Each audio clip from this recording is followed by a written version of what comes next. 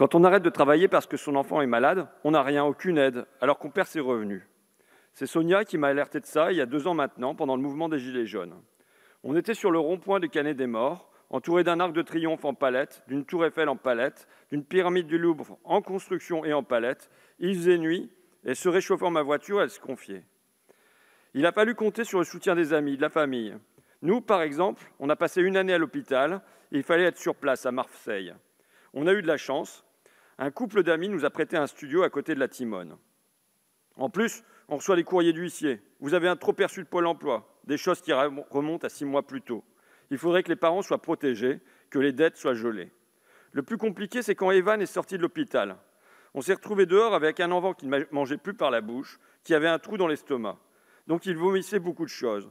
Il ne supportait plus qu'un lait maternisé qui nous coûtait 250 € par mois. Et encore, la pharmacie serrait ses prix pour qu'on puisse le prendre. Tout ça sans compter les traitements non remboursés, ce qui nous revenait à beaucoup plus cher. Madame la rapporteure, ces témoignages, vous les connaissez. Vous proposez aujourd'hui un congé de 2 jours quand les parents apprennent la maladie de leur enfant, un cancer bien souvent. C'est un petit pas, et bien sûr, nous voterons pour. Mais vous le savez vous-même, ça ne suffit pas.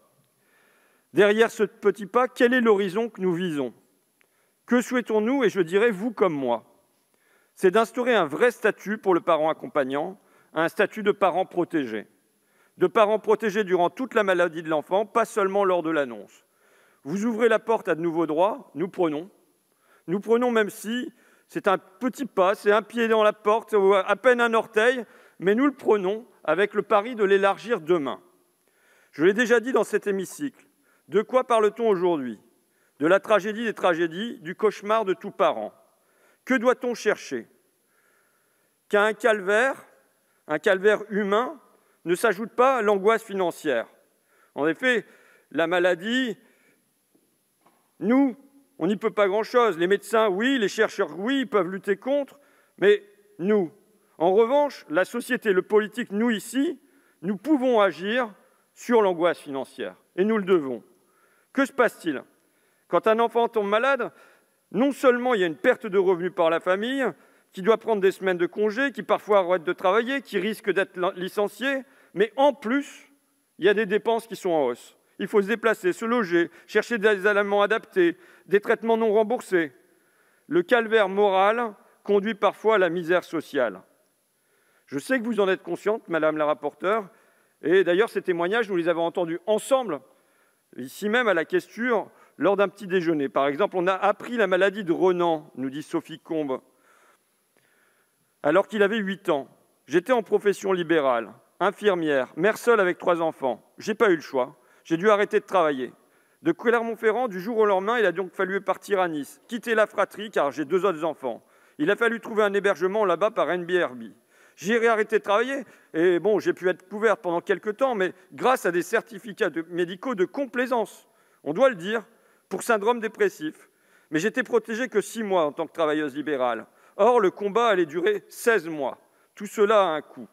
La séparation de Renan avec son frère et sa sœur a été insupportable. J'essayais d'être là le plus souvent possible. Comme Renan ne pouvait pas se déplacer et revenir sur Clermont, il fallait faire venir son frère et sa sœur sur Nice. Là aussi, ce sont des dépenses. On entre dans un cercle vicieux. Moi, heureusement, j'avais des économies. Pas beaucoup, mais ça m'a permis de tenir. D'autres, dans mon association, se retrouvent dans des situations beaucoup plus compliquées, quand la perte de 2 emplois fait s'ajouter à la précarité. Mais tout cela devrait être pris en charge par la solidarité nationale. Ce que nous dit Sophie Combe relève de l'évidence. Être pris en charge par la solidarité nationale. Aussi, je rappelle les propositions de la Fédération Grandir sans cancer, des propositions qu'on avait déposées en amendement, qui n'ont pas été jugées recevables et qui ne sont pas inscrites dans votre proposition de loi.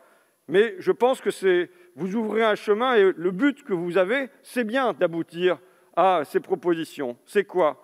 C'est accorder un statut de parent protégé, avec un gel des crédits, avec un arrêt maladie et avec un emploi garanti. C'est un chemin de progrès humain, de progrès à portée de main, parce que ce n'est pas la lune, là. On ne parle pas, heureusement, on ne parle pas de centaines de milliers de familles qui sont dans cette situation. Heureusement, donc c'est à portée de main. Ça apparaît en fait comme un minimum de solidarité sociale, de solidarité nationale, de solidarité dans le malheur, pour, je le redis, que Au calvaire moral ne s'ajoute pas l'angoisse de la misère sociale.